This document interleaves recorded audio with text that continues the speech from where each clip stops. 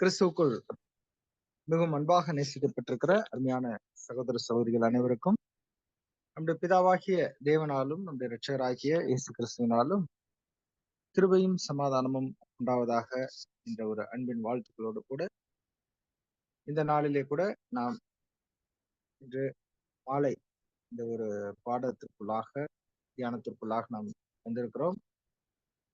இன்றைக்கு கூட நாம் கேட்க இருக்கிற இந்த ஒரு பாடமானது the establishment of the kingdom, ராஜ்யம் ஸ்தாபித்தல் என்ற ஒரு காரியத்தை குறித்து நம்முடைய அன்பு சகோதரர் ரசல் பெங்களூர்ல இருந்து நமக்கு தேவ செய்தி கொடுக்க இருக்கிறார்கள்.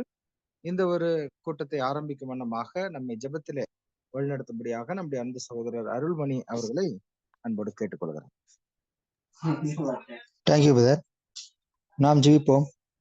மகா இரக்கமும் கிருபையும் அன்பும் பரிசுத்தமும் வல்லமை நிறைந்த எங்கள் அன்பின் ஒன்றான தகப்பனே, எங்கள் ஏக சக்கராதிபதியே, பரிசுத்த பிதாவே, இரக்கங்கள் பிதாவே, ஜோதிடன் தேவனே, அனந்த ஞானமுடையவரே, அப்பா ஒன்றான தகப்பனே, ஒருவருக்கே எங்கள் போதகர் எங்கள் குருமா இருக்கிற கர்த்தராகிய இயேசு கிறிஸ்துவின் மிகுந்த துதிகன சோத்திரம் மகிமை யாவையும் ஏறெடுத்துக் தந்தையே தேவனே. அப்பா இந்த ஒரு நாளும் கூட அப்பா உடைய சத்திய வார்த்தைகளை கேட்கறதுக்காக சகோதரி எங்களுக்கு பிடிச்சது கிருபைக்கும் அன்புக்கும் இரக்கத்திற்கும் கோடான கோடி நன்றிகளை அன்பு தந்தையே தேவனே. இப்படியே கூட இந்த நாட்களும் கூட தந்தையே உடைய தெய்வ சத்திய வார்த்தையை நாங்கள் கேட்கிறோம் தந்தையே. அப்பா எங்கள் அனைவருக்கும் அப்பா அதை கேட்கக்கூடிய எங்கள் அனைவருக்கும் அதை பகிர்ந்திருக்கக்கூடிய சகோதரருக்கும் தேவனே உடைய உன்னதத்தின் பலனாகிய வல்லமை ஆவி தந்து அப்பா உடைய சத்திய வார்த்தையை புரிய வைக்கும்போதே கூட மிகுந்த மனத்தாழ்மையோடு கூட கெஞ்சுகிறோம் ஜீவனில் பிதாவே.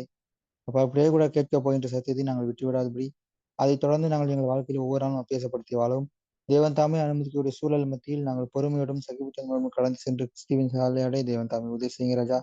அப்பா இப்படியே கூட தந்தையே இந்த நாட்களும் கூட அப்பா கூடுகையில் தந்தையை தாமதித்திருக்கிற வர இயலாத சகோதர சகோதரம் தேவன் தாமே துரிதமே கூட்டி சேர்க்க வேண்டுமே கூட மிகுந்த மனத்தன்மை கூட கெஞ்சுகிறோம் ஜீவனில் பிதாவே. அப்படியே கூட ஒரு சத்தியத்தினை அப்பா நாங்கள் அறிந்த நாங்கள் என்னுடைய சுயசித்தத்தை நாங்கள் நிறைவேற்றாமல் என்னுடைய தெய்வீக சித்தத்தை நிறைவேற்ற தேவன் தாமே உதவி செய்யுங்க ராஜா. அப்படியே கூட இந்த கூடுகையில் ஆரம்பம் முதல் இறுதி வரை ஒரு தெய்வீக பிரசனம் இருந்து எங்கள் ஒவ்வொருத்தரையும் வழிநடத்த வேண்டும் என்று மிகுந்த மனத்தாழ்மையோடு கூட கெஞ்சுகிறோம் ஜீவனில் பிதாவே. அப்படியே கூட இந்த சிறிய ஜபத்தினை இந்த சிறிய மன்றாட்டினை எங்கள் ரட்சகரும் போதகரும் குருமாய் இருக்கிற கர்த்தராகிய இயேசு கிறிஸ்துவின் மிகுந்த மனத்தாழ்மையோடு ஜபத்தினை ஏறெடுக்கிறோம். ஜெபம் கேளும் எங்கள் ஜீவனும் சர்வ வல்லமையும் இந்த அன்பின் பரலோக பிதாவே. ஆமென். ஆமென். Thank you brother Arulmani. அன்பான சகோதர சகோதரர்களே, தேங்க்யூ இப்போது பிரதர். நாம் கடந்து செல்லலாம். நம்முடைய அன்பு சகோதரர் ரசல் அவர்களை தூது வழங்கும்படியாக அன்போடு கேட்டுக்கொள்கிறேன்.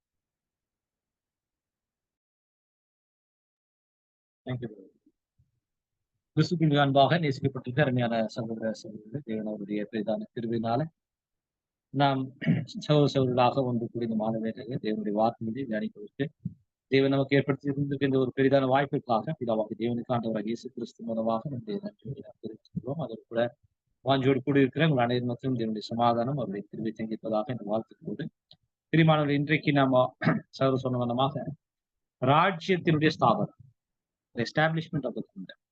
இதுல நம்ம ராஜ்யம் ஸ்தாபிக்க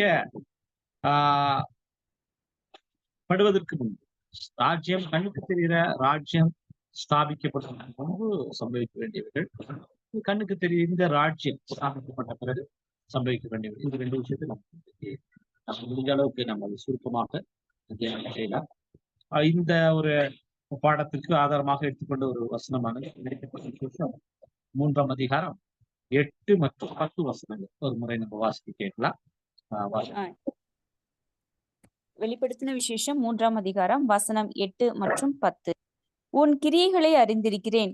உனக்கு கொஞ்சம் பலன் இருந்தும் நீ என் நாமத்தை மறுதலியாமல் என் வசனத்தை கை கொண்டபடியினாலே இதோ திறந்த வாசலை உனக்கு முன்பாக வைத்திருக்கிறேன், அதை ஒருவனும் பூட்ட மாட்டான். என் பொறுமையை குறித்து சொல்லிய வசனத்தை நீ காத்து கொண்டபடியினால் பூமியில் குடியிருக்கிறவர்களை சோதிக்கும்படியாக பூச்சக்கரத்தின் மேலெங்கும் வரப்போகிற சோதனை காலத்திற்கு தப்பும்படி நானும் உன்னை காப்பேன். இங்க நமக்கு ஒரு அருமையான ஒரு வார்த்தை கொடுக்குறாரு. நம்ம அதிகமாக நம்ம எல்லாரும் படிச்ச வசனம் தான். அப்ப இந்த வசனத்தை நம்ம பார்க்கும்போது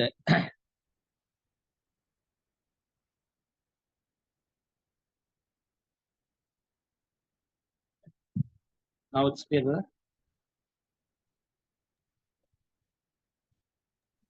பேசுறப்ப கொஞ்சம் டிஸ்டர்பன்ஸ் தெரியுது. You can continue. Okay, thank you. பிரியமான, நீங்க ஒரு அருமையான ஒரு வசனம் நம்ம பார்க்கலாம். என் பொறுமையை குறித்து சொல்லிய வசனத்தை நீ காத்து கொண்டபடினால் பூமியில் குடியிருக்கிறவர்களை சோதிக்கும்படியாக பூச்சக்கரத்தின் மேலெங்கும் வரப்போகிற சோதனை காலத்துக்கு தப்புப்படிக்கு நானும் உன்னை காப்பேன். இது ரொம்ப அருமையான ஒரு வசனம். இது வந்துட்டு சபைக்கு கொடுக்கப்பட்டிருக்கக்கூடிய வசனம். அப்ப இந்த ஒரு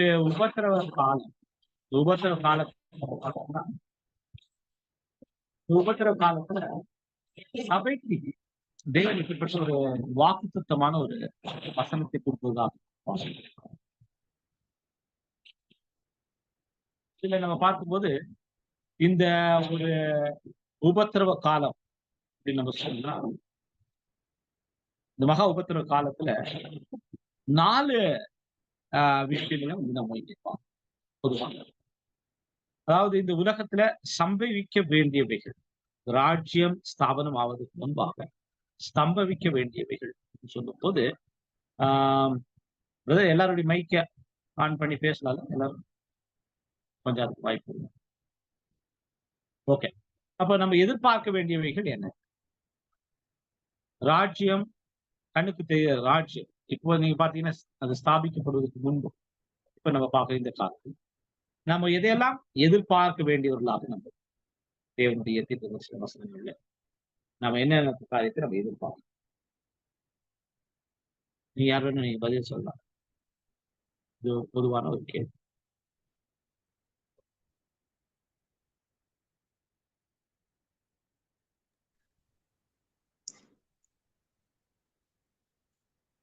உலக மக்களுக்கெல்லாம் ஒரு ஆசீர்வாதம் கிடைக்கும்.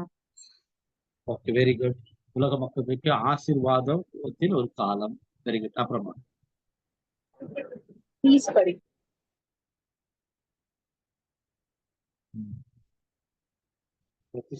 மைக் மியூட் ஆயிடுச்சு.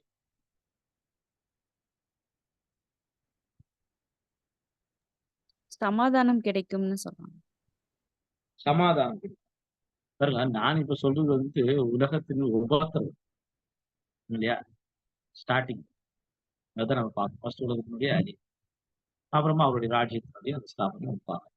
அமைப்புகள் எல்லாத்தையும் அழிக்கிறது. அதுல நம்ம எங்க நம்ம வந்து நம்ம கவனிக்க வேண்டிய விஷயங்கள் உலகத்துல, கண்டிப்பா உலகத்தை நம்ம கவனிக்கணும். இந்த உலகத்தை நம்ம கவனிக்கும் போது உலகத்துல வந்துட்டு சம்பவிக்க வேண்டிய விஷயங்கள் அப்படின்னு நம்ம பார்க்கும்போது உலகத்துல என்னென்ன சம்பவிக்கும்?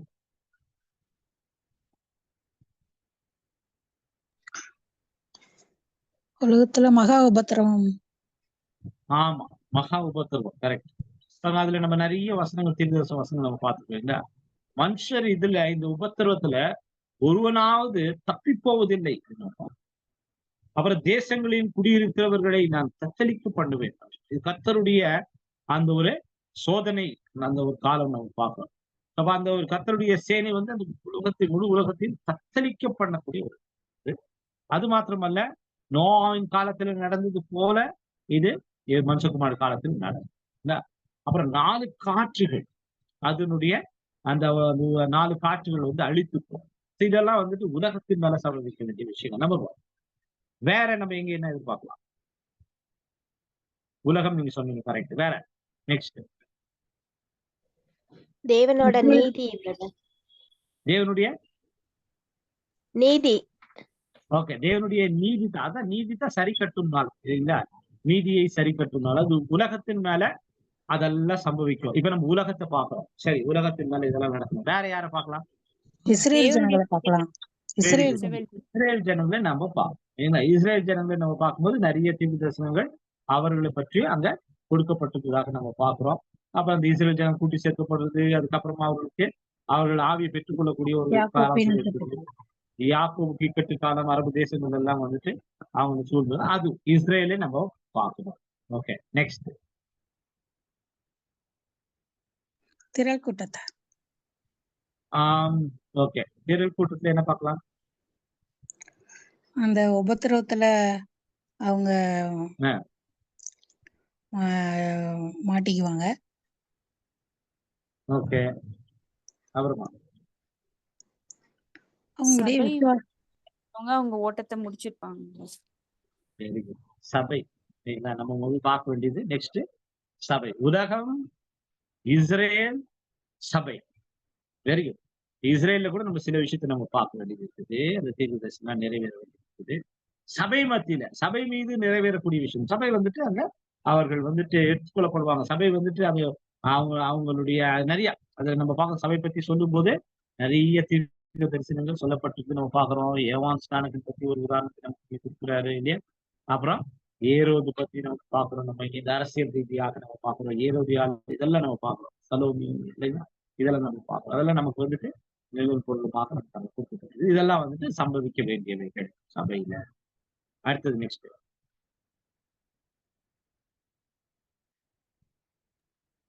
முற்பிதாக்கள் முற்பிதாக்கள் முத்திதாக்கள். ஓகே, அது வந்துட்டு அடுத்த விஷயம் இல்லைங்களா? இது உபத்திரவ காலம். நான் சொல்லும் முதல்ல தேவனுடைய கண்ணுக்கு தெரிகிற தேவனுடைய ராஜ்யம் ஸ்தாபிக்கப்படும். ஆமா, அதுக்கு முன்னாடி தான் நான் கேட்டுட்டு இருக்கேன். இப்ப இது ஹார்வெஸ்ட் நீங்க எடுத்துக்கோங்க. ஹார்வெஸ்டுடைய ஸ்டார்டிங் நீங்க பாத்தீங்கன்னா கண்ணுக்கு தெரியாத ராஜ்யத்தின் துவக்கம். ஹார்வெஸ்டுடைய எண்ட் நீங்க பாத்தீங்கன்னா கண்ணுக்கு தெரிகிற ராஜ்யம் ஆரம்பமா. இப்ப இந்த ஹார்வெஸ்ட் நம்ம இருக்குங்களா, அந்த சுவிசேஷத்தினுடைய அறுவடை. அந்த அறுவடைக்கு ஒரு துவக்கம், ஒரு முடிவு இருக்கு இல்லையா? அப்ப துவக்கம் நம்ம பார்க்கும்போது கண்ணுக்கு தெரியாத ராஜ்யம் ஆரம்பமா. அதுக்கப்புறம் அது முடியும் போது கண்ணுக்கு தெரிகிற ராஜ்யம். இதுதான் இன் பிட்வீன். இப்ப இந்த ஹார்வெஸ்ட் டைம்ல நடக்குது. ஒரு பாயிண்ட் மிஸ் பண்றீங்க. சொல்லுங்க. 3 பாயிண்ட் ஆச்சு. உலகம் ஆச்சு, இஸ்ரேல் ஆச்சு, சபை ஆச்சு. 3 ஆச்சு. Very good. 4வது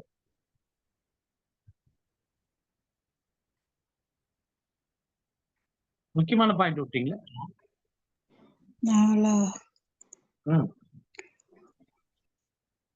திரக்கூட்டத்தாராவது அதான் சபை திருக்கூட்டம். அது முடிஞ்சிச்சு. பிரதர், அந்த உலகத்துல இருக்கிற 4 அமைப்புகள். ஆமா, அதெல்லாம் உலகம். அதான் நான் காட்டுறேன். அது உலகத்துல போய் சேர்ந்துச்சு. உலகம்ன்ற டாபிக்ல அது போயிடுச்சு. சாத்தானும் அவனை சேர்ந்த தூதர்களும் அழிக்கப்பட்டது. அது கண்டிப்பா அதெல்லாம் உலகத்திலே அதெல்லாம் ஆயிடுச்சு. சாத்தான சேர்ந்த தூதர்களும் அழிக்கப்படுது. அது நம்ம வேற டாபிக் இல்லையா? சாத்தான் வந்து கட்டப்படுவான், அப்புறம் அழிக்கப்படுவான். அது இன்னும் டைம் இருக்கு நிறைய. இது வந்துட்டு சபையினுடைய ராஜ்யத்தின் ஸ்தாபனம் முன்னாடி. இப்ப சொல்லுங்க. ஒரு பாயிண்ட் விட்டீங்க, முக்கியமான பாயிண்ட். கிறிஸ்டியாண்டம் பிரதர். சொல்லுங்க.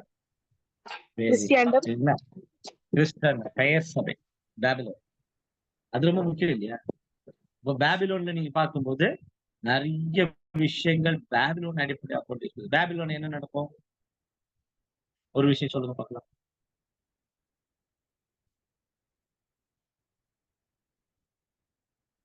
எதுக்காக வெயிட்டிங்க? பாபிலோன்ல என்ன முக்கியமா நடக்க வேண்டியது?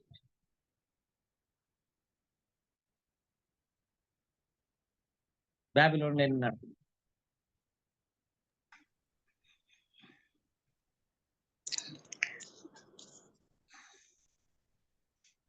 பாபிலோனியருக்கு ஒரு பரீட்சை சோதனை காலமா இருக்குமா? பாபிலோன்ல நம்ம எதிர்பார்க்க வேண்டியது அவங்களை விட்டு வெளியே வா அப்படின்னு சொல்றாரு. பாபிலோனை விட்டு கண்டிப்பா வந்துட்டீங்க எல்லாரும் ஆச்சு. வெளியே வரணும். பாபிலோன் மேல என்ன நடக்கக்கூடிய உலகத்தின் மேல பார்க்கணும். 4 அமைப்புகளுடைய அழிவு நம்ம பார்க்கணும். இஸ்ரேல் மேல மகா உபத்திர காலத்துல எல்லா கோபு மாகோபு எல்லாம் வருது, அது நம்ம பார்க்கலாம் இல்லையா? சபை வந்து அவங்க வந்து அவங்களுடைய ஓட்டத்தை முடித்து மகிமை அடைக்கிற ஒரு நிலைமை திரள் கூட்டம் வந்து அதுல மாட்டிருப்பாங்க. அது நம்ம பார்க்கிறோம். ஓகே, அப்ப பாபிலோன்ல அவங்களோட அனார்கிசம் பிரதர். அனார்கிசம் will be destroyed. எது சிஸ்டர்? அனார்கிசம் பிரதர். ஓகே, இன்னொரு விஷயம். அவங்களுடைய அமைப்பு அவங்களோட பவர்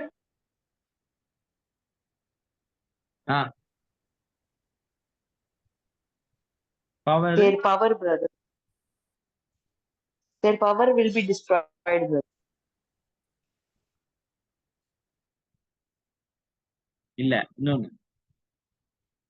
முக்கியமானது என்ன நடக்குது பாபிலோன்ல? இவ்வளவு நாள் நம்ம என்ன எதிர்பார்த்துட்டு இருக்கோம்? பாபிலோன்ல என்ன வெயிட்டிங்?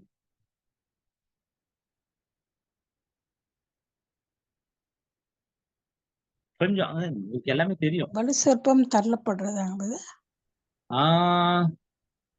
ஓகே, இன்னொரு விஷயம் ஒண்ணு பெண்டிங் இருக்குது.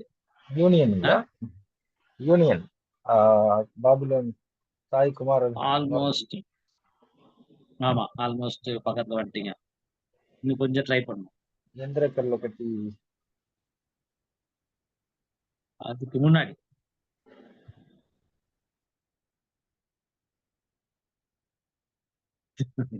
உங்களுக்கு எல்லாம் தெரியும் அந்த விஷயம். பட் டைம் மைண்ட் வரல. எனிவே, சோ முக்கியமானது நம்ம பார்க்க வேண்டியது பாபிலோன் எடுத்து பார்த்தீங்கன்னா அப்படின்னா பிரியமானதுல இது ரொம்ப இம்பார்ட்டன்ட் பாயிண்ட். இதுதான் வெயிட்டிங் இல்லையா?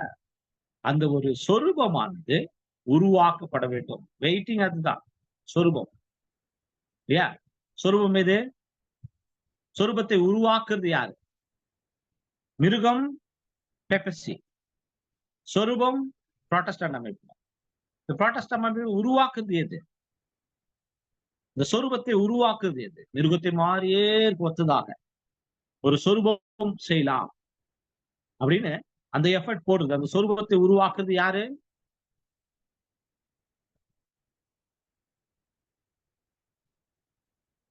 கிறிஸ்டியானிட்டி. சொல்லுங்க. கிறிஸ்டியானிட்டி தானே பாபிலோன். அதுதான் பாபிலோன் தான். பாபிலோன் சொல்லும் போது பாருங்க, இந்த பாபிலோன் ஒரு பொதுவான வார்த்தை. இப்போ பாபிலோன் நீங்க பாத்தீங்கன்னா, பாபிலோன் நம்ம பாக்குறோம் பேப்பசி. பேப்பசி கூட நீங்க பாத்தீங்கன்னா கிறிஸ்டானும் கூட இது எல்லா கிறிஸ்டியன்ஸ் எல்லாருமே அவங்களும் சேர்ந்துருவாங்க. அவங்களும் சேர்ந்து பாபிலோன். அதுக்கப்புறம் ராஜாக்கள்லாம் சேர்ந்துருவாங்க, அவங்க எல்லாம் சேர்ந்து பாபிலோன். அதுக்கப்புறம் உலகத்தை எல்லாம் சேர்ந்துரும். அது எல்லாமே அமைப்புகள் எல்லாம் சேர்ந்துரும். அதெல்லாம் சேர்ந்து டோட்டலா பாபிலோன் ஆயிடும். அது பாபிலோன்ங்கிறது அப்படி அந்த வார்த்தை பொதுவா இருக்குது இல்லையா?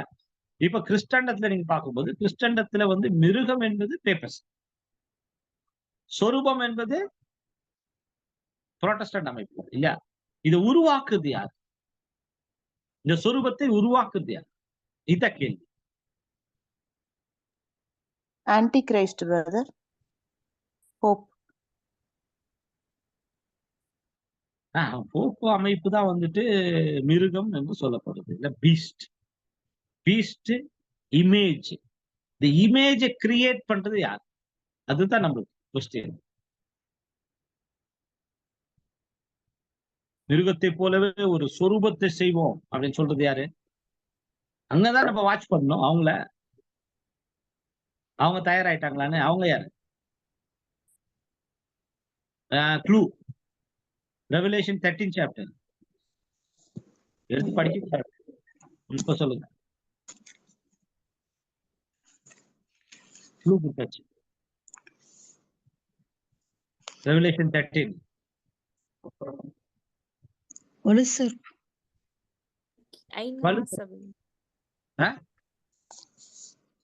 வலு சொற்பம் சாத்தான் இல்ல, சொரூபத்தை உருவாக்குறது யாரு? சொரூபம் செய்வோம் அப்படின்னு சொல்லி அந்த சொரூபத்தை ரெடி பண்றது யாரு? 2 கொம்பு உள்ள மிருகம். அது யாரு? அரசியல். அரசியல் சக்திகள் தான் வந்துட்டு நம்ம வந்து என்ன சொல்றோம், டிராகன். டிராகன், பீஸ்ட், இமேஜ், அப்படி 3 இருக்குது இல்லையா? அது அரசியல் சக்தி. 2 கொம்புள்ள மிருகம் யாரு? நம்ம இதுல பாக்குறோம் வந்து மேதியோ பெர்சியா ராஜ்யான்னு பாக்குறோம். 13ஆம் அதிகாரத்துல 2 கொம்புள்ள மிருகம்னு ஒண்ணு இருக்குது. ஆமா. ஆடு மாதிரி. அது யாரு? இவ்வளவு க்ளூ கொடுத்துட்டு உங்களுக்கு இவ்வளவு பக்கம் வந்துட்டீங்க. கொஞ்சம் மறதி ஆயிடுச்சு. அவங்க தான் ரொம்ப முக்கியம் இங்க இல்லையா? England church, brother. England church, Protestant. Very good. Church of England. இல்ல, சர்ச் ஆஃப் இங்கிலாந்து வந்து புரோட்டஸ்டண்டா கேத்தலிக்கா? ப்ரொடெக்ஷன்.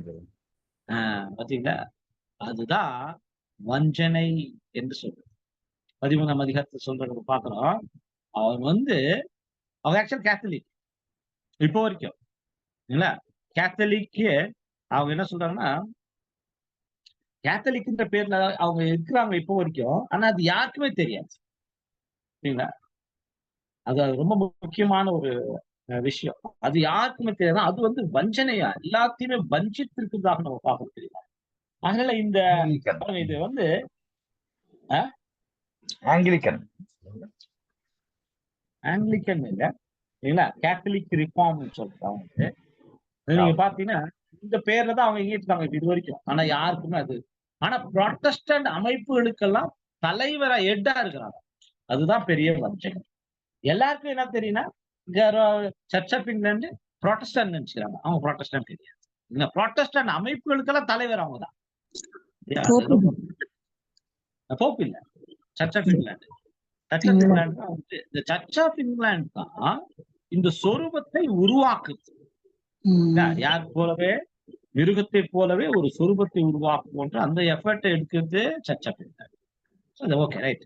இப்ப நம்ம சபை இப்ப இந்த 4 அமைப்புகள் நம்ம பார்த்தோம் இல்லைங்களா பிரியமானவர்களே. இந்த 4 அமைப்பு நீங்க பாத்தீங்கன்னா, உலகத்தின் மேல சில காரியங்கள் வந்துட்டு அழிவுக்கு முன்னாடி தேவனை எஸ்டாப்ளிஷ் பண்றதுக்கு முன்னாடி, அவர் கிங்டத்தை எஸ்டாப்ளிஷ் பண்றதுக்கு முன்னாடி உலகத்தின் மேல அந்த சில காரியங்கள் வந்து நம்ம செய்ய வேண்டியது இருக்குதுன்னு நம்ம பாக்குறோம். அதோட பெயர் சபை மத்தியில சில தீர்க்கதரிசனங்கள் நிறைவேற இருக்குது. அது வந்து சொரூபம் உருவாகுது. சொரூபம் தயாராகுது. அதுக்கு 2 கொம்புள்ள மிருகம் வந்துட்டு ரொம்ப ஒரு ஹெல்ப் பண்றதாக நம்ம அங்க பார்க்கணும். சரிங்களா? அடுத்தது நம்ம பார்க்கும்போது இஸ்ரேல் மேல சில தீர்க்கதரிசன வசனங்கள், சில வார்த்தைகள் வந்து நிறைவேற வேண்டியது பார்க்கிறோம். அப்புறமா சபை. சபை வந்து நிறைவேறும், திரள் கூட்டம் இங்க இருக்கும். அது மேல நிறைய சில தீர்க்கதரிசன வசனங்கள் இருக்கு. ஒரு வேலை இப்ப இந்த டைம்ல வந்துட்டு நம்மளுடைய காலங்கள் இருந்துச்சுன்னா நம்ம நிறைய பார்க்கணும். இப்ப எலியா, எலிசா அவங்களுடைய அனுபவங்கள் இதெல்லாம் நம்ம பார்க்கணும். இதெல்லாம் சபை திரள் கூட்டம் அவங்க. இதுல பிரியமானவர்களே நம்ம பார்க்கும்போது இந்த ஒரு அறுவடையின் காலம் நம்ம இருக்கு. இந்த அறுவடையின் காலம் பார்க்கும்போது அது ரொம்ப விசேஷமான ஒரு அறுவடை காலம் பார்க்கிறோம். இது வந்துட்டு எல்லா யுகத்தினுடைய ஒரு பலன். அது முதிர்ந்து இருக்கிறதாக சொல்றாரு. இந்த யுகத்தினுடைய முடிவு, சுவிசேஷ யுகத்தினுடைய முடிவு நம்ம பார்க்கும்போது எல்லா யுகத்தினுடைய பலனும் வந்து இங்க அறுவடைக்கு கிடையாது. அதுல நீங்க பாத்தீங்கன்னா முதல் யுகத்தினுடைய நிறைய தேவன் சில ஃப்ரூட்ஸ் எதிர்பார்த்தாரு இல்லையா? ஃபர்ஸ்ட் வேர்ல்டு, அந்த ஃபர்ஸ்ட் வேர்ல்டுல அந்த தேவையான அறுவடை வந்து இப்போ கிடைக்குது. அதே போல செகண்ட் வேர்ல்டு நீங்க எடுத்துட்டீங்கன்னாக்கா, செகண்ட் வேர்ல்ட்ல பேட்ரியார்கல் ஹார்வெஸ்ட், அந்த ஒரு பலன்கள், அதனுடைய பலன் வந்துட்டு இப்போ கிடைக்கும், ஃப்ரூட் இப்போ கிடைக்கும். அதே போல ஜூவிஷ் நீங்க பாத்தீங்கன்னா அதனுடைய ஃப்ரூட் வந்து இப்போ கிடைக்கும்.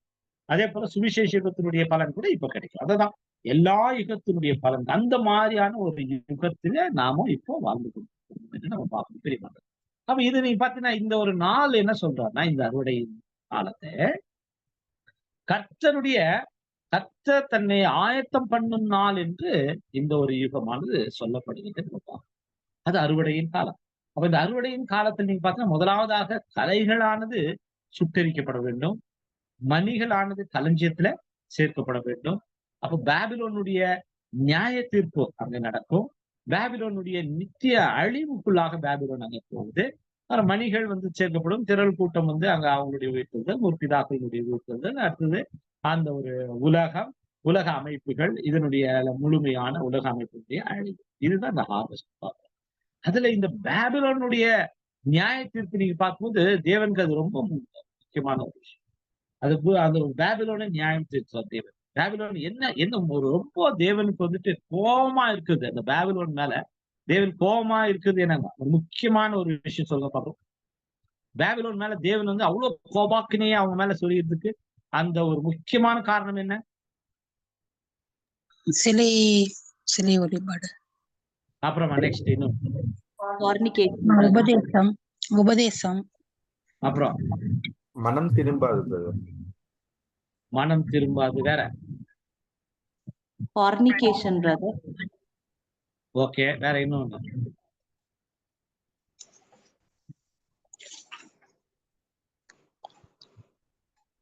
கிறிஸ்துவ பற்றி உபதேசம் சொல்லுங்க.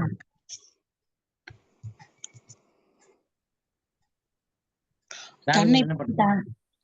தானே இயேசு அப்படி தன்னையே அவங்க என்ன பண்ணிக்கிறாங்க, இயேசுவாக சொல்லிக்கிறாங்க.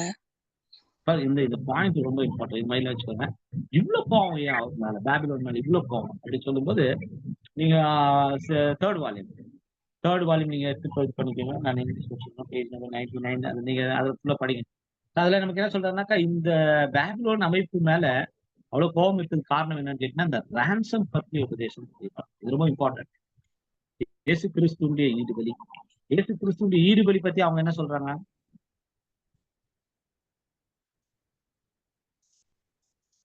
மீட்கும் பொருள் ரான்சம் பத்தி என்ன சொல்றாங்க? என்ன பிரச்சனை அவங்களுக்கு? அவங்க எப்போ அப்பம் பிரிக்கிறாங்களோ அந்த டைம்ல எல்லாம் ஜீசஸ் வந்து பலி ஆகுறாங்க அப்படிங்கிறது. ஓகே, எதுக்காக பலி ஆகுறாங்க ஜீசஸ்? அவங்க பாவத்துக்காக. சொல்லுங்க. அவங்களுக்காக மாத்திரம்தான் கிறிஸ்து மரிச்சாருன்னு நினைக்கிறாங்க. தினமும் அவர் மரிக்கிறாரு பாவங்களுக்காக, நமக்காக தினமும் மரிக்கிறாருன்ற மாதிரி அந்த ஆத்மா விஷயம், ஆத்மா சங்காதி, நரகம். ஓகே, ஆல்மோஸ்ட் நீங்க வந்துட்டீங்க.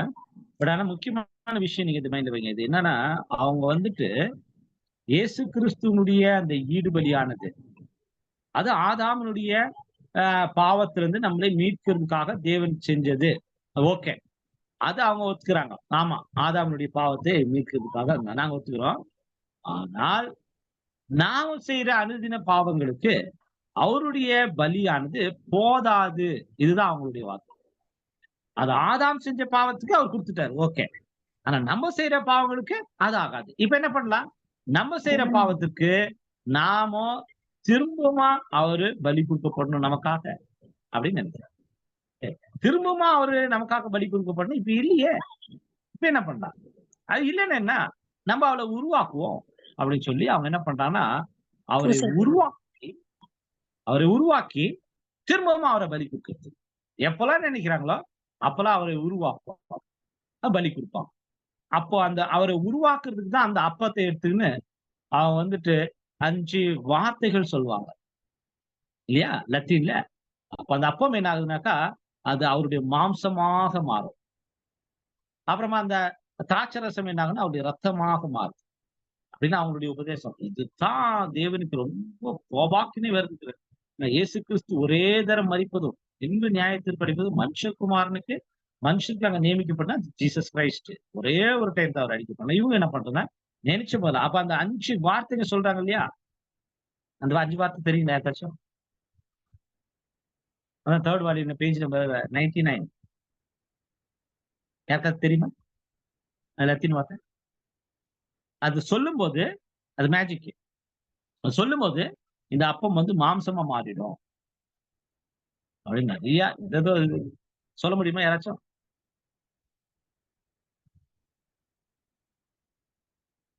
அது நீங்க நோட் பண்ணி வச்சுக்கோங்க. ஹாக்கிஸ்ட் ஆட்டம் கார்பஸ் நீம் அப்படி சொல்லுவாங்க.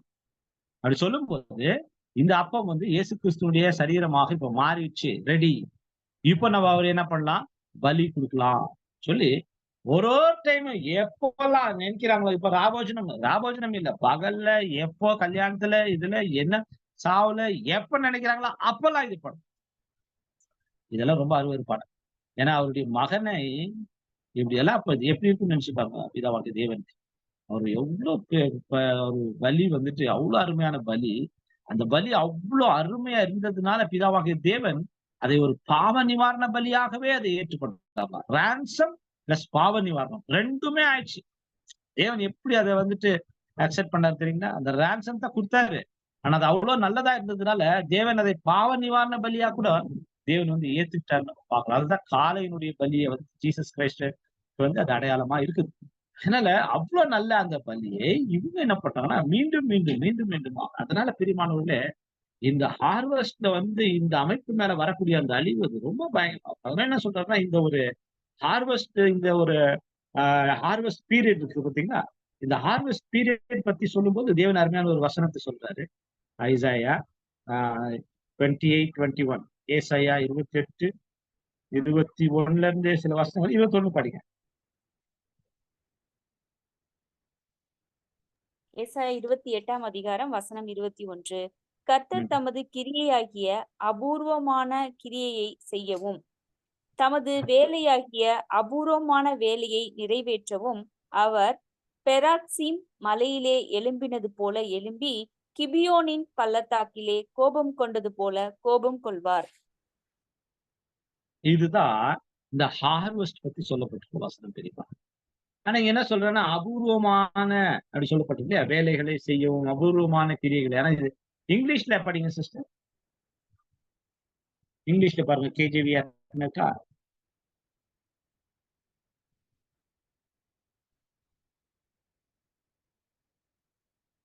அது ரொம்ப வித்தியாசமா இருக்குது இந்த ஹார்வெஸ்ட். அதனாலதான் நிறைய பேருக்கு வந்து இந்த அறுவடை காலம் வந்துட்டு அண்டர்ஸ்டாண்ட் ஆகாம போகுது. Yes, brother. Isaiah 28:21, brother. For the Lord shall rise up as in mountain Perazim, he shall be wroth as in the valley of Gibeon, that he may do his work, his strange work, and bring to pass his act, his strange act. Oh, இங்க என்ன சொல்றேன்னா strange work, strange act. இது English வார்த்தை பாருங்க எப்படி இருக்குது. ஸ்ட்ரேஞ்ச்னாக்கா அபூர்வமான அல்ல, வினோதமான அப்படி சொல்லணும்.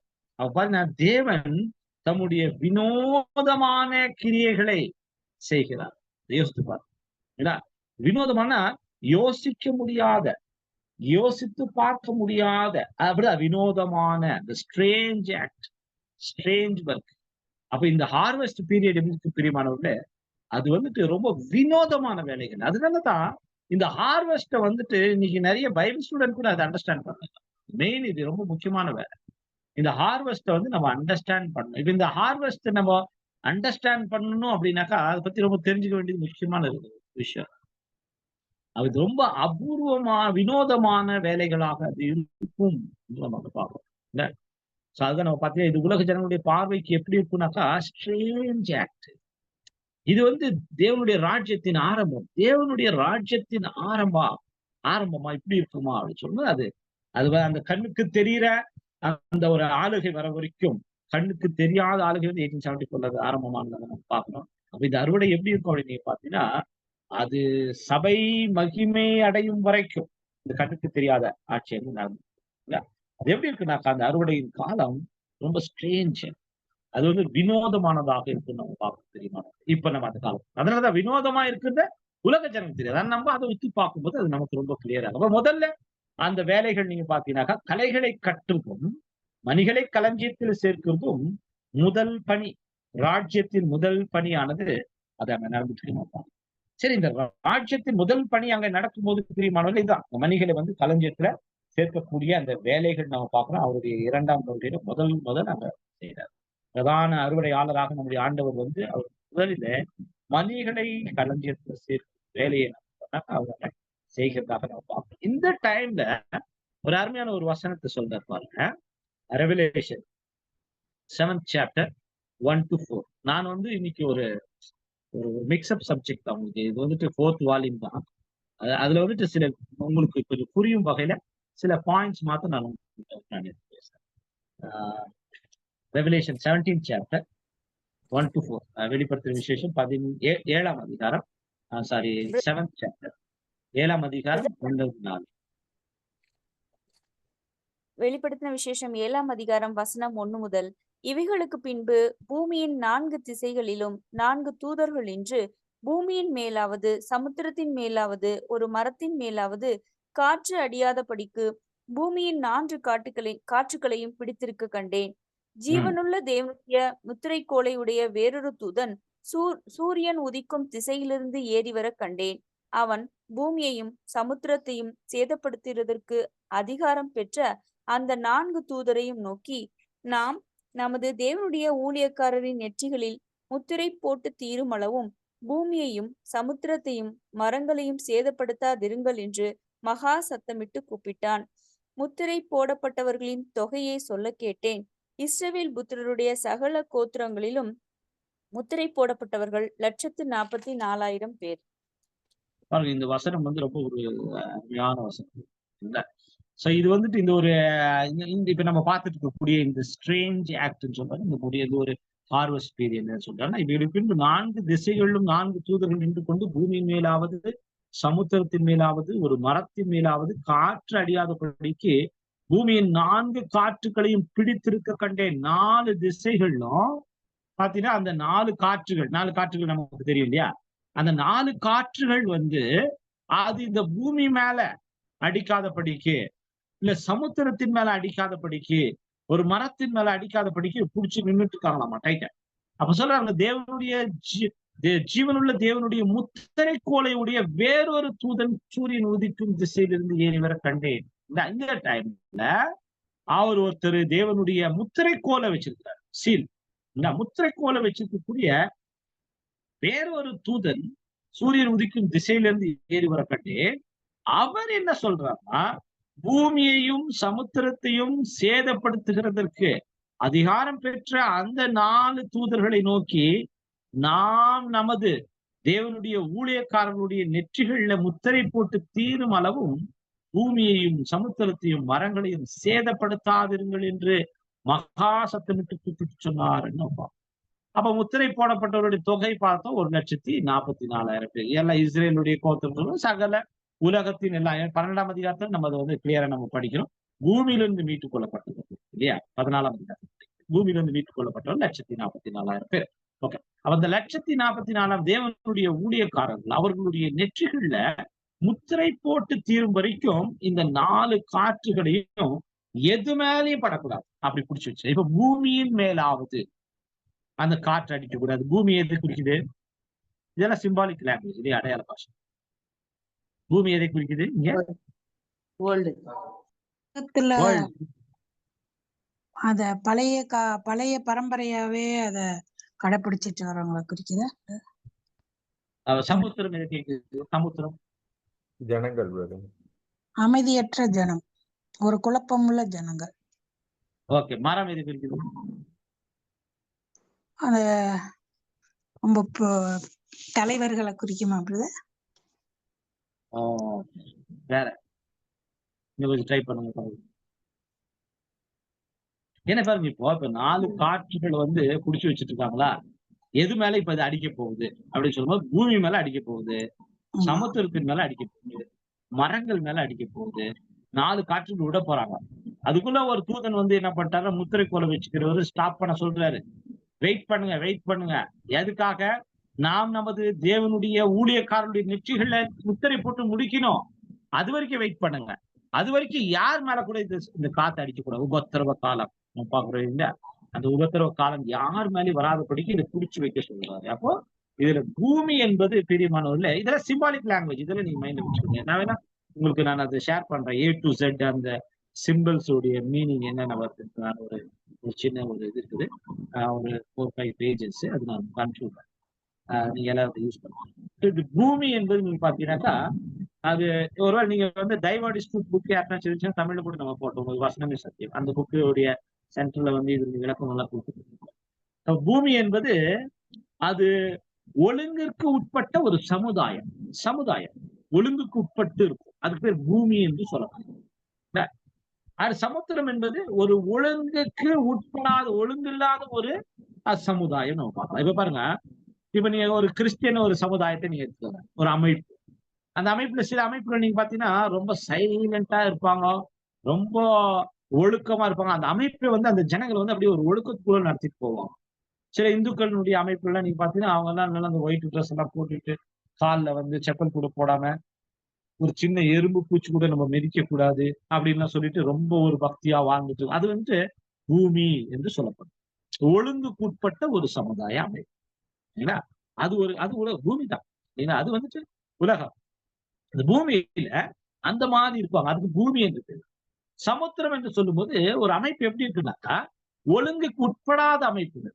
சரிங்களா? நிறைய நம்ம பாக்குறோம், சில பிஜேபி அது இதெல்லாம் நம்ம பார்க்கும்போது அவங்க எல்லாம் ரொம்ப ஜனங்களை வந்து துன்பப்படுத்துறது, அடிக்கிறது, அது இது ஃபைட் பண்றது இதெல்லாம் வந்து ஒரு கட்டுப்படுத்த மாட்டாரு. அந்த அமைப்பு வந்து இந்த ஜனங்களை கட்டுப்படுத்த மாட்டார். தீவிரவாதம் எல்லாம் இருக்கும். அது வந்துட்டு சமுத்திரம் என்று சொல்றது. இல்ல? அந்த ஒரு கட்டுக்கடங்காத ஒரு ஒழுங்கில்லாத ஒரு சமுதாயம். அதை சமுத்திரம் என்று சொல்றோம். மரங்கள் என்பது எதுன்னு பார்க்கும்போது மரங்கள் என்பது நீதிமான். நீதிமான்கள்னா சபை. சரிங்களா? சோ அதுல எல்லாமே நம்ம பார்ப்போம். சரிங்களா? அதுல நீங்க பாத்தீங்கன்னாக்கா இந்த ஒரு சபை இருக்கும்.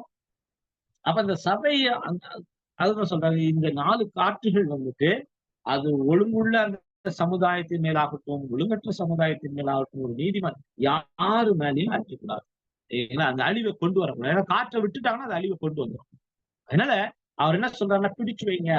எல்லாருக்கும் என்ன பண்ணா எது வரைக்கும் கேட்டீங்கன்னா, பிரியமானவர்களே, முத்திரை போட்டு நெற்றிகள்ல முத்திரை போட்டு நம்மளுடைய ஊழியக்காரருடைய நெற்றிகள்ல முத்திரை போட்டு தீரும் வரைக்கும் அதை கொடுத்து. அப்ப இந்த ஊழியக்காரருடைய நெற்றிகள்ல முத்திரை என்பது என்ன? முத்திரைனா என்ன? தேவனுடைய ஊழியக்காரங்க யாரு? இப்ப 1,44,000 பேர் இருக்கிறாங்களா இப்போ? Knowledge, brother.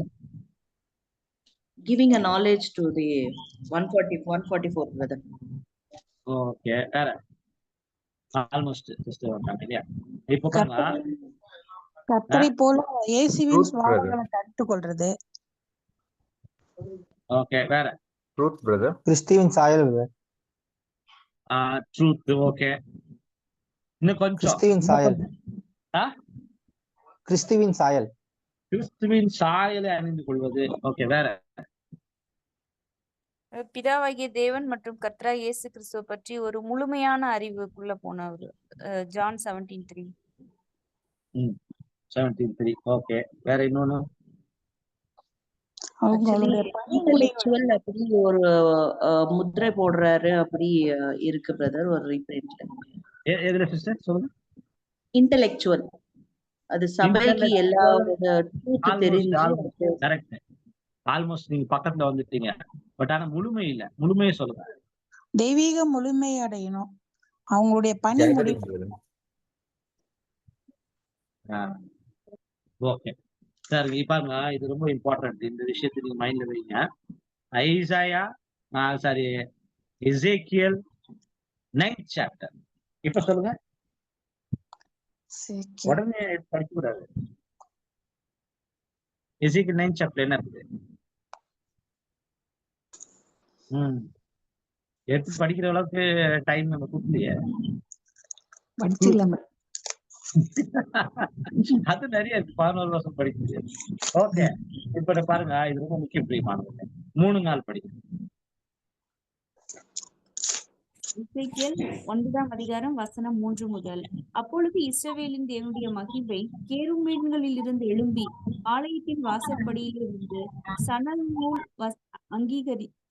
அங்கி தரித்து தன் அறையிலே கணக்கனுடைய மைக்கூட்டை வைத்திருக்கிற புருஷனை கூப்பிட்டு, கர்த்தர் அவனை நோக்கி, நீ எருசலேம் நகரம் எங்கும் போய் அதற்குள்ளே செய்யப்படுகிற சகல அருவருப்புகளின் நிமித்தமும் பெரு மூச்சு விட்டு அழுகிற மனுஷரின் நெற்றிகளில் அடையாளம் போடு என்றார்.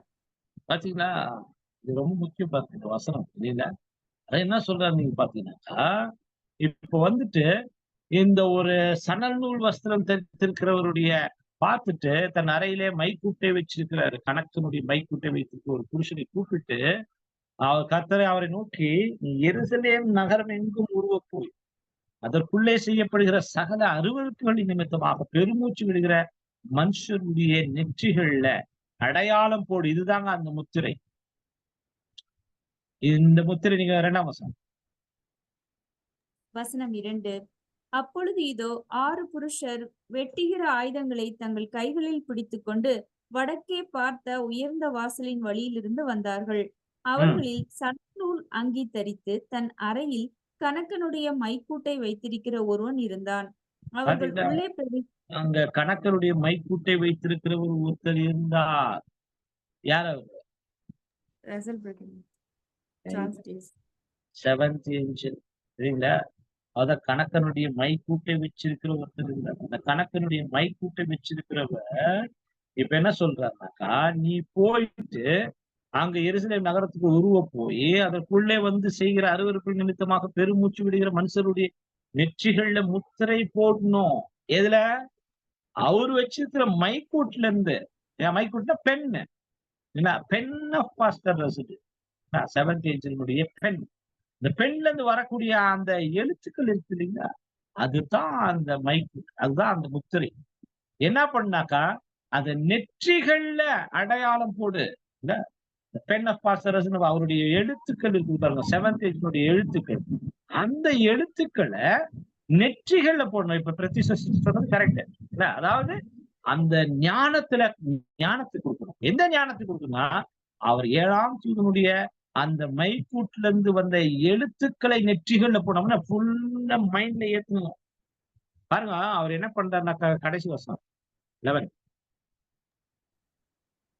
11வது வசனம். அப்பொழுது அவர்கள் ஒவ்வொருவருக்கும் வெள்ளை அங்கிகள் கொடுக்கப்பட்டது. அன்றியும் அவர்கள் தங்களைப் போல கொலை செய்யப்பட போகிறவர்களாகிய தங்கள் 11 பணிவிடை 11 17 9ல 11. எசேக்கியேல் 9:11. Okay okay. எசேக்கியேல் 9th chapter verses 11. இதோ சணல் நூல் அங்கி தரித்து தன் அறையிலே மைக்கூட்டை வைத்திருக்கிற புருஷன் வந்து, நீர் எனக்கு கட்டளையிட்டபடியே செய்தேன் என்று காரியத்தை தெரிவித்தான். பாத்தீங்களா, இங்க தேவன் வந்துட்டு அவருக்கு என்ன கட்டளைகளை கொடுத்தாரோ அந்த கட்டளைகளை அவர் செய்தேன் என்று. என்ன கட்டளை கொடுத்தாரு அவருக்கு சரிங்களா? அவருக்கு என்ன கட்டளை கொடுக்கப்பட்டதுங்க அவருக்கு இல்லையா? அந்த சத்தியத்தை பத்தி சொல்ற ஒரு ஆமா பாருங்க, அதுல என்ன சொல்றாரு கேட்டீங்கன்னா, நீங்க மேத்யூ 24 எடுத்து வச்சுக்கோங்க, நீங்க அது நீங்க வீட்டுல படிங்க. நம்பர் 45 எடுங்க. மேத்யூ 24 சாப்டர் 45 இருந்து 24ஆம் அதிகாரம் வசனம் 45 முதல். ஏற்ற வேளையிலே தன் வேலைக்காரருக்கு போஜனம் கொடுத்து அவர்களை விசாரிக்கும்படி எஜமான் வைத்த உண்மையும் விவேகமும் உள்ள ஊழியக்காரன் யாவன்? எஜமான் வரும்போது அப்படி செய்கிறவனாக காணப்படுகிற ஊழியக்காரனே பாக்கியவான். தன் ஆஸ்திகள் எல்லாவற்றின் மேலும் அவனை விசாரணைக்காரனாக வைப்பான் என்று மெய்யாகவே உங்களுக்கு சொல்லுகிறேன். பாருங்க இது என்ன சொல்றாரு, எவ்வளவு கிளியரா இருக்கு பாருங்க. இந்த உண்மையும் விவேகமான ஊழியக்காரன் ஒருவர், அது ஒரு மனுஷன். என்ன கண்டிப்பா இது வந்து 7th ஏஞ்சல் பத்தி சொல்லப்பட்டிருக்கு. 7th ஏஞ்சலுக்கு என்ன சொல்றாருனாக்கா, அந்த ஊழியக்காரனுக்கு தன் ஆஸ்திகள் எல்லாவற்றின் மேலும் அவனை விசாரணைக்காரனாக வைப்பேன் என்று மெய்யாகவே உங்களுக்கு சொல்லுகிறேன். இது ரொம்ப பியூட்டிஃபுல் வசனம். அது நோட் பண்ணுங்க பிரியமானவர்களே. தேவனுடைய ஆஸ்தி என்னது? வேதம், சத்தியம், எல்லாத்தையும் சத்திய வேதம். ஏங்களா, ஓல்ட் டெஸ்டமென்ட், நியூ டெஸ்டமென்ட், சத்திய வேதம் அது முழுமைக்கும் அவருக்கு தேவன் என்ன பண்ணிட்டாருனாக்கா அதிகாரத்தை கொடுத்துட்டார். பாத்தீங்களா, அவர் விசாரணைக்காரன் வச்சு அவருடைய ஆஸ்தி எல்லாவற்றின் மேலும் விசாரணைக்காரன் வச்சார். அப்படின்னா இந்த பைபிள் இருக்கக்கூடிய the whole truth, முழு சத்தியத்தை அது மேல அதிகாரம் கொடுத்துட்டாங்க. அதனாலதான் என்ன சொல்றாங்க, நீங்கள் சொன்னபடியே நான் செய்து முடித்தேன் அப்படிங்கும்போது முழு அந்த வேதாகமத்தினுடைய எக்ஸ்பிளனேஷன் ஃபுல்லா என்ன பண்றாருன்னா பிரியமானவர்களே, அவர் அங்க எழுதி கொடுத்ததாக நம்ம பார்க்கணும் பிரியமானவர்களே. இது வந்துட்டு ரொம்ப அருமையான வசனம். இது வந்துட்டு சகோதரரே அவரு வந்துட்டு அவரு தன்னை பற்றி எழுதும் போது இந்த விஷயத்த அவர் நான் தான் அப்படின்னு சொல்லல. ஆனா அவர் ரொம்ப கிளியரா சொல்றாங்க, அது நான் தான் ஒரு இடத்துல சொல்றாரு வாலிப. அந்த இடத்துல நீங்க படிக்கும்போது நமக்கு என்ன சொல்றதுன்னு பாத்தீங்கன்னா, 11th சாப்டர் நீங்க 4th வால்யூம்ல நீங்க 11th சாப்டர்ல எடுத்துட்டு நீங்க அதை வீட்டுல நீங்க தியானம் பண்ணுங்க. அதுல வந்து கிளியரா சொல்றாரு. அது ஒரு வார்த்தை என்ன சொல்றாருன்னா, அவர் வந்திருக்கும் போது சத்தியத்தை அறிந்து கொள்வதற்கு தேவன் ஒரே ஒரு வழியைத்தான் அவர் வந்து என்ன பண்ணுவார்னா அவர் காட்டுவார். சொல்லு ஒரு வழிதான் தேவன் வச்சிருக்காரு. அவர் மூலமாய் ஏற்ற கால ஆகாரத்தை தேவன் கொடுப்பதற்கு ஒரே ஒரு பாத்திரத்தை தான் பயன்படுத்துவார்னு எழுதிட்டாரு. ரொம்ப கிளியரா எழுதிட்டாரு. அந்த ஊழியக்காரன் எந்த அளவுக்கு உண்மை உள்ளவராக இருக்கிறாரோ அந்த அளவுக்கு அவரை அவர் அனுமதிப்பார். அவர் தன்னை பற்றி அவர் முழுமையா என்ன பண்றாருனாக்கா அந்த விஷயத்தை எழுதுறாரு. எழுதும் போது என்ன சொல்லிட்டாருன்னா, அந்த ஒரு சேனல்னு சொல்றாரு. ஒரு சேனல், தேவன் ஒரே ஒரு சேனல், ஒரு பாத்திரம், ஒரே வழி, இப்படி எல்லாம் பேசுறாரு இல்லைங்களா? அது ஒரு மனுஷன் சொல்றது அர்த்தம். அப்படின்னா ரசல்பர்க் கூட அதை பத்தி எழுதும்போது கிளியரா இந்த வழியில அந்த உண்மை விவேகமான ஊழியக்காரன் நான் தான் அவர் சொல்லல. ஆனா அந்த எழுத்துக்கள் அப்படிதான் போடுறாரு.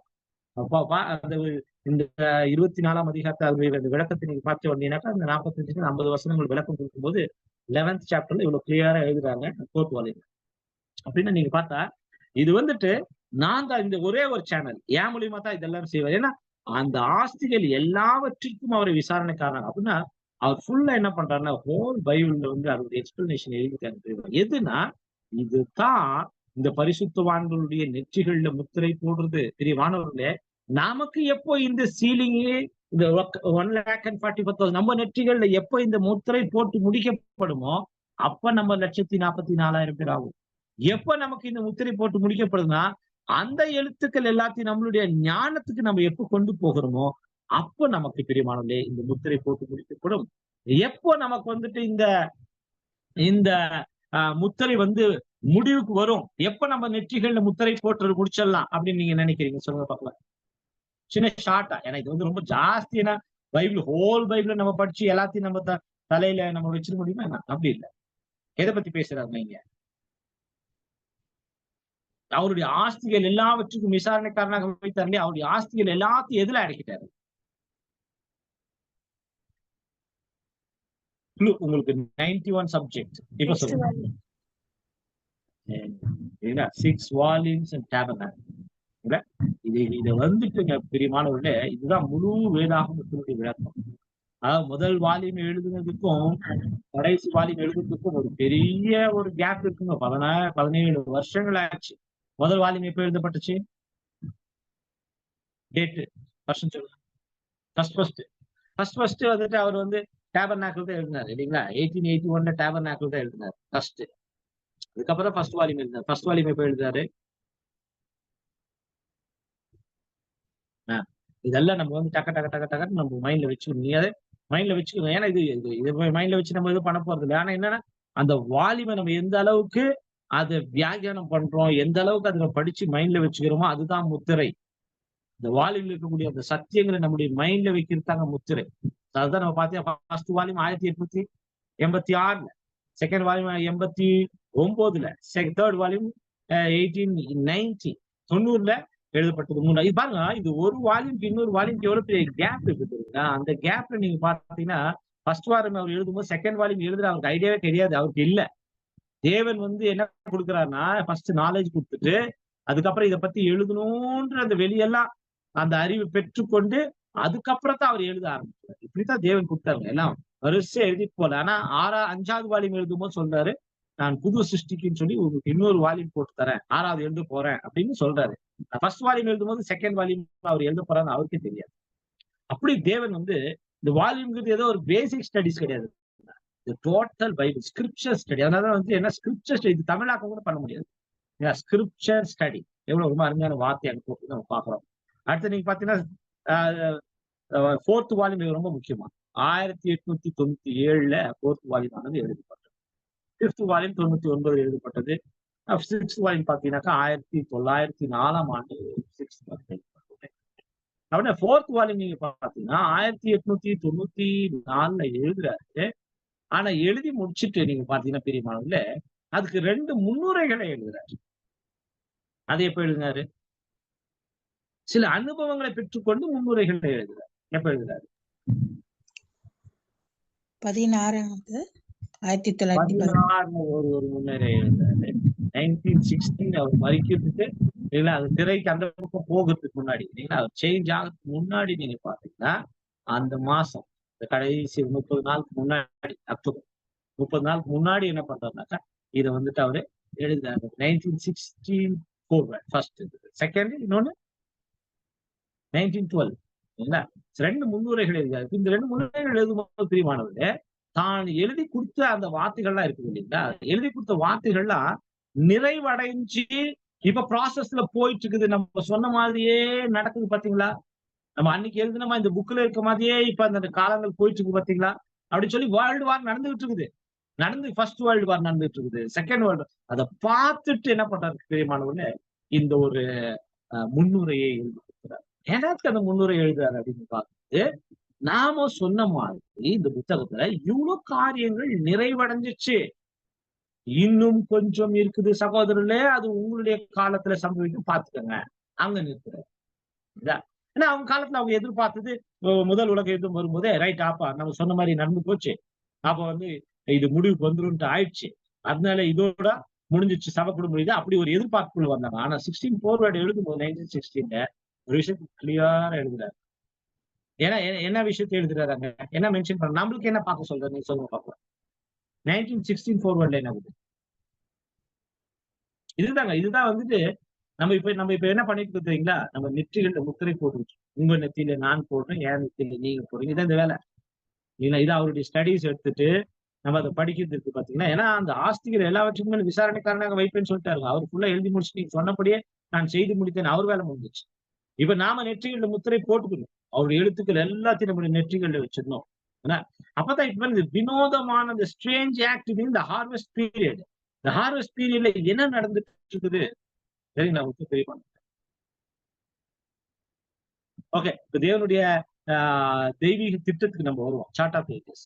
சார்ட் ஆஃப் ஏஜஸ்ல ஃபர்ஸ்ட் வால்யூம் எங்க இருக்குது சொல்லுங்க. இப்ப நீங்க ஃபர்ஸ்ட் வால்யூம் எங்க இருக்குது சார்ட் ஆஃப் ஏஜஸ்ல? செகண்ட் வால்யூம் எங்க இருக்குது? சார்ட் ஆஃப் ஏஜஸ் மைண்ட் கொண்டு வாங்க, அப்படியே பிக்சர் கொண்டு வாங்க மைண்ட்ல. செகண்ட் வால்யூம் எங்க இருக்குது? தேர்ட் வால்யூம் எங்க இருக்குது சார்ட் ஆஃப் ஏஜஸ்ல? அதுதான், அது நம்ம அது மைண்ட்ல வைக்கணும். சொல்லுங்க, கேட்கல.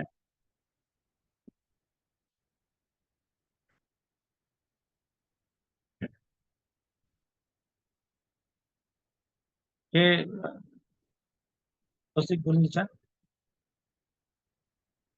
Capital A, brother. சொல்லுங்க brother. Capital A.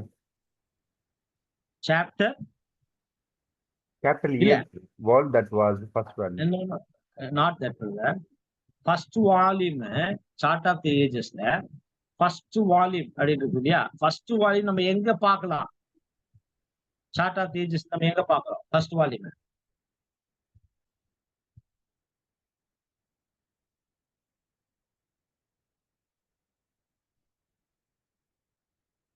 Any idea? First volume நம்ம எங்க பார்க்கலாம்? இது டிவைன் பிளான் அப்படிங்கும்போது கம்ப்ளீட்டா வருமா? Very good, very good, very good.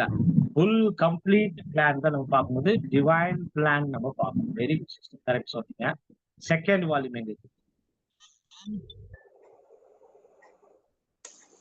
Second volume எங்க இருக்கு? வந்துட்டீங்க ஆல்மோஸ்ட். அப்படியே வாங்க, தேர்ட் வால்யூம் வாங்க, ஃபோர்த் வால்யூம் வாங்க. இதுதான் ரொம்ப இம்பார்ட்டன்ட் இல்லையா? நான் இந்த பிக்சர் நான் உங்களுக்கு இதை போட்டுட்டோம். Okay, right, got it. சரி, நான் உங்களுக்கு இது பிக்சர் ஷேர் பண்றேன். பாருங்க பிரியமானவர்களே, நான் உங்களுக்கு வந்துட்டு ஸ்கிரீன் ஷேர் பண்றேன்.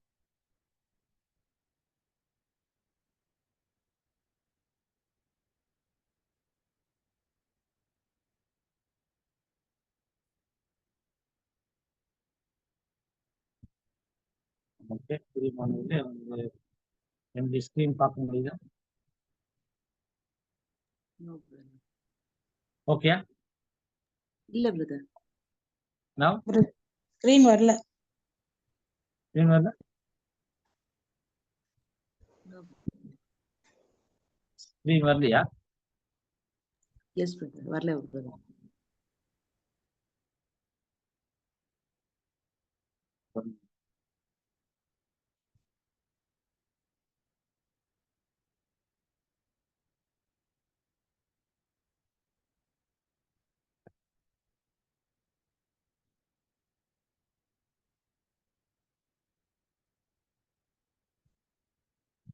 ஸ்கிரீன் வரலையா?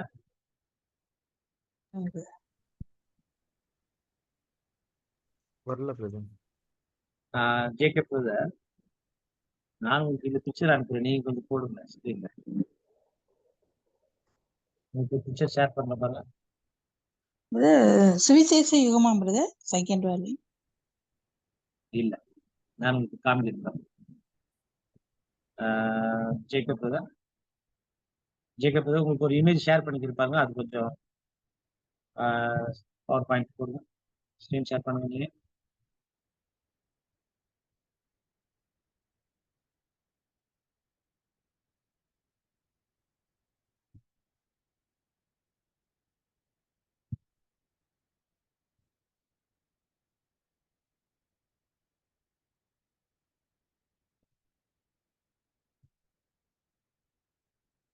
உங்களுக்கு வாட்ஸ்அப் பண்ணிக்கிறேன்.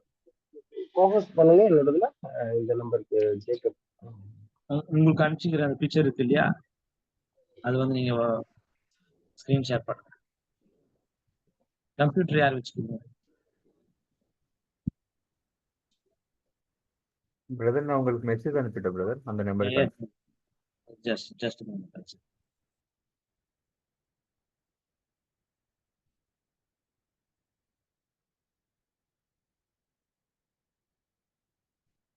மனோஜ் பிரதர், ஜேக்கப் பேரை கோஹோஸ்ட் பண்ணுங்களேன். பிரதர் கோஹோஸ்ட் இருக்கு. ஓகே ஓகே பாருங்க பிரதர். பண்ணுங்க சார்.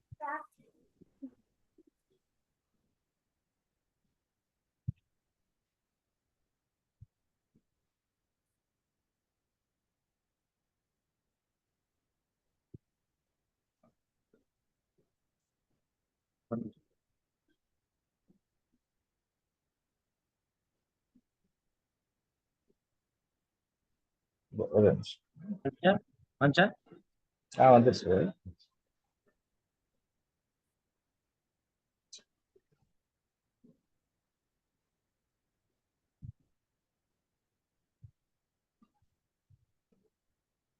சரிதா ப்ரோ? இப்போ ஓகே ரைட். டியர் பிரதர்ஸ், இங்கே பாருங்க. இல்ல பிரதர், நீங்க ஃபுல் பிக்சர் திருப்புங்க உங்க மொபைல். பிரதர் ஒரே செகண்ட் பிரதர், நான் ஷேர் பண்றேன். Okay right. டியர் பிரதர்ஸ், இப்போ எல்லாருக்கும் ஸ்கிரீன் தெரியுதுங்களா? தெரியுதுங்க பிரதர். ரைட். இப்போ ஃபர்ஸ்ட் வால்யூம் பார்த்தீங்களா எங்க இருக்குன்னு? ஃபர்ஸ்ட் வால்யூம் இது சார்ட் ஆஃப் ஏஜஸ் நீங்க பார்த்தீங்கன்னாக்கா, பலகைகளில் தீர்க்கமாக வரைய சொல்ல. பலகைனாக்கா டேபிள்னாக்கா இது வந்துட்டு நம்ம பார்க்க வேண்டியதுன்னா இது வந்து கிராஃப் டேபிள். போச்சு.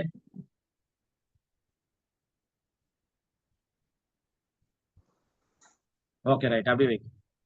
இது வந்து கிராஃப் டேபிள்னா நம்ம தெரியுதா இல்லை? இது வந்துட்டு இப்படி ரோஸ் இருக்கும் இல்லைங்களா, இந்த மாதிரி வெர்டிகலா இருக்கும், ஹாரிசான்டலா இருக்கும். ஸோ அதுதான் நம்ம பார்க்கறோம். இப்போ இது டிவைன் பிளான் ஆஃப் ஏஜஸ்னா இப்படி அது பார்த்தீங்கன்னாக்கா வெர்டிகலாகவும் இருக்குது, ஹாரிசான்டலாகவும் இருக்குது. Total divine plan of ages, அதுதான் ஃபர்ஸ்ட் வால்யூம். செகண்ட் வால்யூம் பார்த்தீங்கன்னாக்கா அது டைம் பத்தி பேசுது.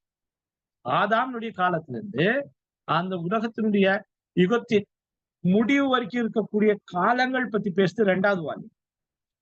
தேர்ட் வால்யூம் பாருங்க. தேர்ட் வால்யூம் எங்க இருக்கு சொல்லுங்க.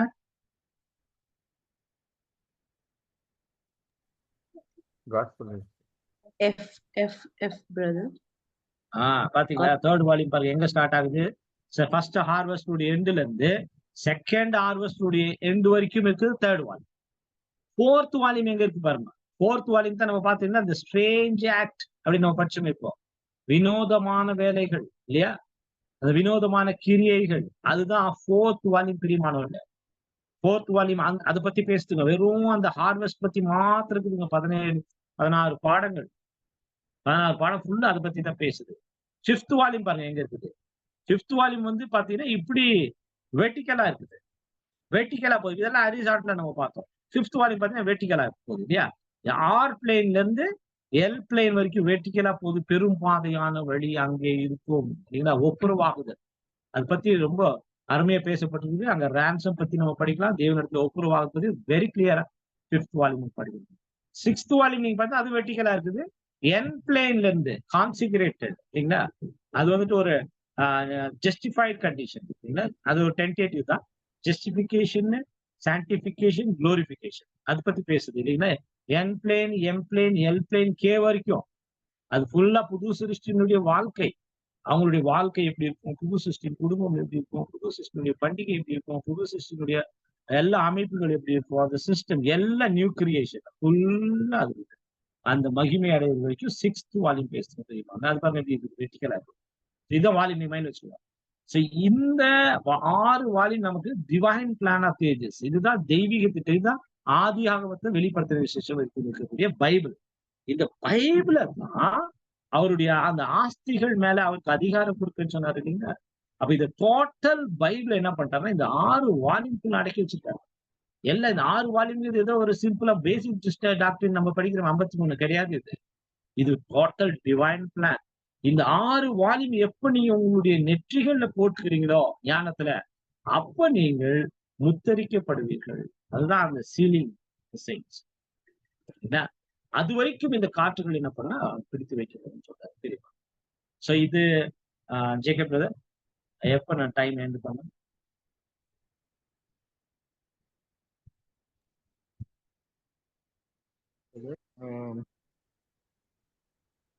Now the time is 9:10. கேட்கல.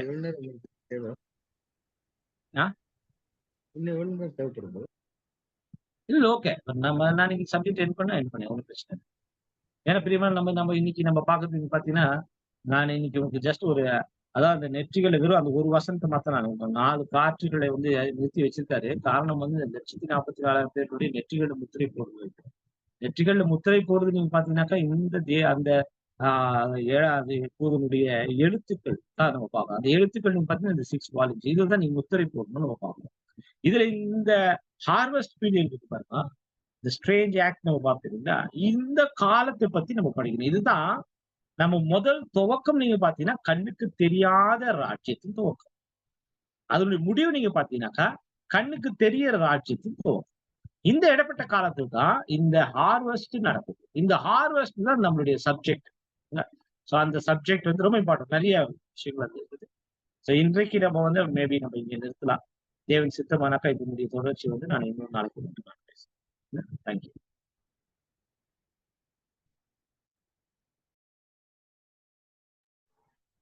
Thank you brother. கிறிஸ்துவுக்குள் அன்பான சகோதர சகோதரிகளே, மட்டுமாக நாம் ஒரு அருமையான அதாவது வேதமானவர்களுக்கே உரிய ஒரு பாடமாக அனைத்து காரியங்களும் ஒரு ஒட்டுமொத்தமாக ஒரு தொகுப்பாக நம்ம பார்ப்போம்.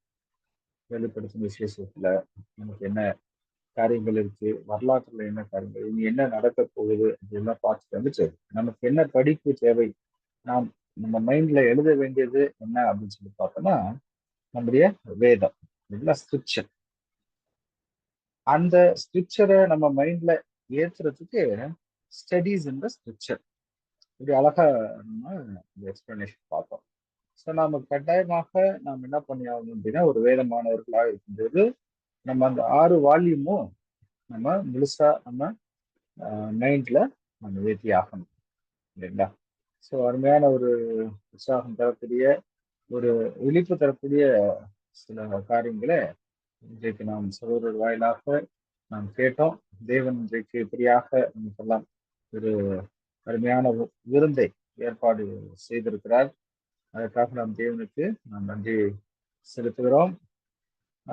தொகுத்து வழங்கி சகோதரர் கூட நாம் நன்றி எடுக்கிறோம். மேலும் மகனுடைய அன்பையும் வாழ்த்துக்களையும் அவருக்கு நாம் தெரிவித்துக்கிறோம். என்ற குடும்பத்தாருக்கும் நாம் தெரிவித்துக் கொள்கிறோம்.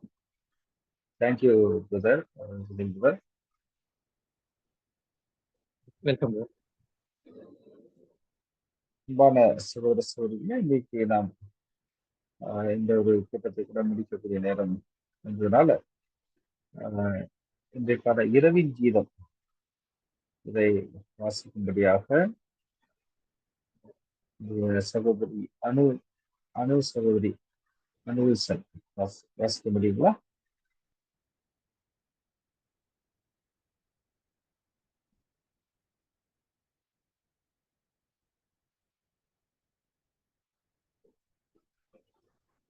ஓகே.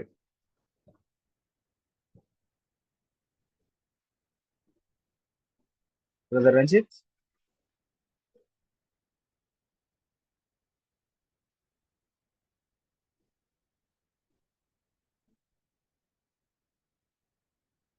ஏலாக்கு வெளியில வேலையோட இருப்பாங்கன்னு நினைக்கிறேன்.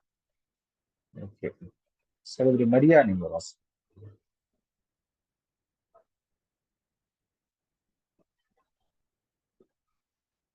கேக்குதுங்களா? நான் பேசுறேன். கேக்குது brother. Yes brother. இரவின் இனிய கீதங்கள். எபேசியர் 4ஆம் அதிகாரம் 32ஆம் வசனம். ஒருவருக்கொருவர் தயவாயும் மன உருக்கமாயும் இருந்து கிறிஸ்துவுக்குள் தேவன் உங்களுக்கு மன்னித்ததைப் போல நீங்களும் ஒருவருக்கொருவர் மன்னியுங்கள். கிறிஸ்துவின் புண்ணியத்தினாலே ஏற்றுக்கொள்ளப்பட்ட தேவனுடைய பிள்ளைகள் ஆகிய புதிய சிருஷ்டிகள் ஒவ்வொருவரும் தங்களுடைய சொந்த பலவீனங்களுக்கு தாங்களே பொறுப்புள்ளவர்கள் ஆகின்றார்கள். தேவ பலத்தினால் கிறிஸ்துவுக்குள்ளாக நம்முடைய பாவங்களிலிருந்து நாம் இலவசமாக மன்னிப்பு பெறுகின்றோம். இந்த மன்னிப்பை நமக்குள் பூரணமாக வேண்டும் என்றால் நாம் சகோதரர்களாக மன்னிக்கிறவர்களாக இருக்க வேண்டும். நீங்கள் உங்களில் ஒருவருக்கொருவர் மனப்பூர்வமாக மன்னியாதிருந்தால் தேவனும் உங்களை மன்னிக்க மாட்டார். நீங்கள் மற்றவர்களை தீர்க்கின்ற தீர்ப்பின்படியே நீங்களும் தீர்க்கப்படுவீர்கள். நீங்கள் மற்றவர்களுக்கு அழைக்கின்ற அளவின்படியே உங்களுக்கு அளக்கப்படும். தெய்வீக ஏற்பாடு எத்தனை ஆச்சரியமானது, எவ்வளவு ஆசீர்வாதமானது, எவ்வளவு உதவியானது. நாம் அந்த ராஜ்யத்திற்கு செல்ல எவ்வாறு அனுகூலமானதாக இருக்கிறது. ஆமேன். Thank you brother. Thank you sister, thank you. இந்த முடிவு ஜபத்தை சோர் மனோஜ் ஜெபிக்க முடியுங்களா? Yes brother. நாம் ஜெபிப்போம். வனாதி வனங்கள் நிவாசம் இருக்கிற எங்கள் அன்பின் பிதாவே, அப்பா உங்களுக்கே எல்லா துதியும் கனமும் ரட்சிக்க மீட்பராக இயேசு கிறிஸ்து நாமத்தினால் எடுப்போம். அப்பா நீங்க கொடுத்த இந்த நேரத்துக்காக உங்களுக்கே நன்றி செலுத்துக்கிறோம். அப்பா சகோதரிகள் இந்த ஜூம் வழியை காண செய்த கிருபைக்காக உங்களுக்கே நன்றி செலுத்துக்கிறோம். அப்பா இந்த கூட்டமே ஆரம்பம் முதல் இதுவரைக்கும் உங்களோட தெய்வீக பிரசன்னம் பாதுகாப்பு கொடுத்து நீங்க வழிநடத்துறதுக்காக உங்களுக்கே நன்றி செலுத்துக்கிறோம். அப்பா பேசின சகோதரன் உங்க கருத்துல ஒப்பு கொடுக்கிறோம். அப்பா மீண்டும் உங்க சித்தம்படி உங்க ஊழியத்திலும் அவங்க பயன்பட முடிய வேண்டி கொடுக்கிறோம். அப்பா அவங்களுக்கு வேண்டிய சக்தி பலன் உங்களோட பரிசுத்தாவினால் அளவில்லாம கொடுத்து நடத்த முடியும் வேண்டி கொடுக்கிறோம். அப்பா அப்படியே கூட இருக்கிற அனைத்து பரிசுத்தவான்களும் உங்க கருத்துல ஒப்பு கொடுக்கிறோம். அப்பா எங்கள் அனைவருக்கு வேண்டி ஞானம் அறிவி உங்களோட பரிசுத்தாவினால் அளவில்லாம கொடுத்து நாளைக்கு நாள் உங்களோட குமாரனோட சாயுதம் நாங்கள் வளரோம் எங்களுக்கு உதவி செய்ய முடிய வேண்டி கொடுக்கிறோம். அப்பா மீண்டும் நம்ம வரப்போற நாட்களும் நாங்கள் அனைவரும் ஒன்றாக கூடி எங்களுக்கு சத்திய வச்சு படிக்க தியானிக்க அதுக்கு தக்க மாதிரி நடக்க எங்களுக்கு உதவி செய்ய முடியும். கேட்டதை கேட்ட மறைந்த அனைத்து காரியங்களும் உங்க பாதத்தில் ஒப்படுத்து இந்த சிறு ஜெபம் உங்க ரட்சிக்க மீட்பராக இருக்கிறது. இயேசு கிறிஸ்து நாமத்தினால் இடக்கும் எங்கள் ஜீவனோட நல்ல பிதாவே. ஆமென்.